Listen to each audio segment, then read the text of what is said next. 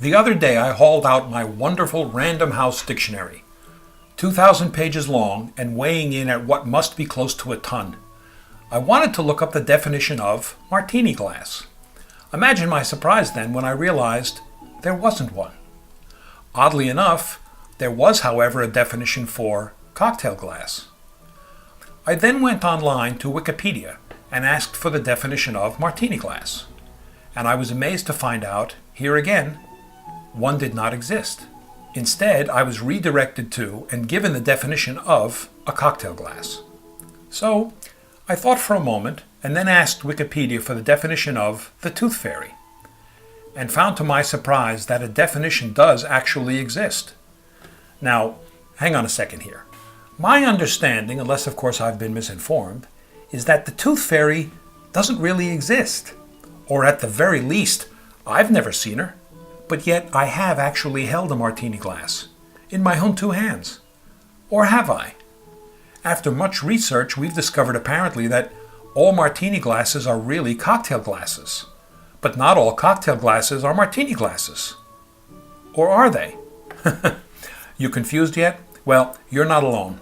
Even the people who manufacture these things can't seem to figure out which is which.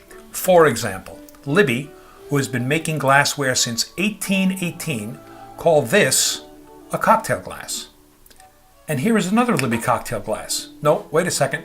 They call this a martini glass. Sorry. Now, Cardinal Glass, who have been in business since 1962, make this glass that they call a martini glass. Oh no, I'm sorry, hang on a second.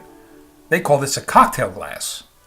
And Spiegel, a company who have been making glassware for 5 centuries, call this a martini/cocktail glass. And yet Spiegel also calls this a martini/cocktail glass, even though it looks suspiciously like what Libby calls a coupe glass. Libby now also calls this a martini glass, while Cardinal Glass calls this glass a cocktail glass. Believe me, I could go on and on. I guess Shakespeare said it best. A rose by any other name would smell as sweet. So how did all this come about? Here again, it depends on who you ask. Some say that the classic so-called martini glass evolved from the coupe glass. Designed in the 17th century, this is the glass that spawned the urban legend that the shape of the bowl was modeled after the shape of Marie Antoinette's breasts. And as much as it pains me to say it, this is false, as this glass was designed almost 100 years before Marie was even born.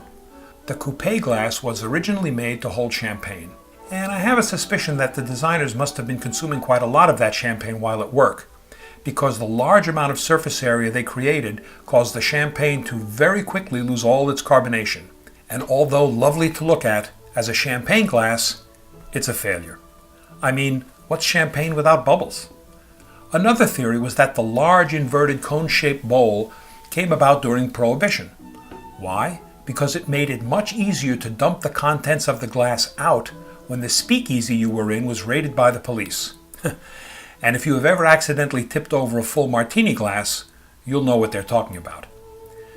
Now, a martini, or for that matter any drink served up, is made to be consumed cold. And the long stem was designed so that the user's hands would not touch the bowl, thus warming the contents of the glass. The broad rim with its vast surface area was said to have been designed so that more of the gin would be exposed to the air, thus helping to open up and bring out more of the juniper's wonderful aroma and flavor. The conical shape, believe it or not, also helps keep the gin and vermouth from separating. And is it merely coincidence that the olive or lemon peel garnish are displayed so very nicely in this type of glass? One of the things that's happened over the years is the loss of the stem on so many martini glasses. As mentioned earlier, the stem is a key element in helping to keep your hand from heating up the cocktail prematurely. And yet many of these designs, be them cocktail or martini glasses, bring the user's hand precariously close to the liquid. Madness. Another issue is size. In a world where everything has become supersized, the martini glass has not escaped untainted. Go into almost any bar or restaurant these days and order a martini. You will be brought a drink in a vessel that is almost large enough to bathe in. The proper way to serve and drink a martini is in a small glass. Our favorite here at the 5 o'clock hour is a circa 1940s Libby Stardust martini glass. It has a maximum capacity of 4.5 ounces and holds a 3.5 ounce cocktail perfectly. Martini glass, cocktail glass, call it what you will. Their timeless design and elegance makes them a wonderful addition to the 5 o'clock hour. So please, join us each week as the 5 o'clock hour explores the history, the rituals, the gadgets and gizmos, the techniques, the recipes, the food, the drink, and all of the other wonderful and interesting things that make up this truly unique institution that we here call the 5 o'clock hour. Or visit us anytime at the5o'clockhour.com.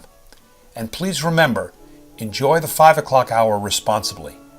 Until we meet again, cheers.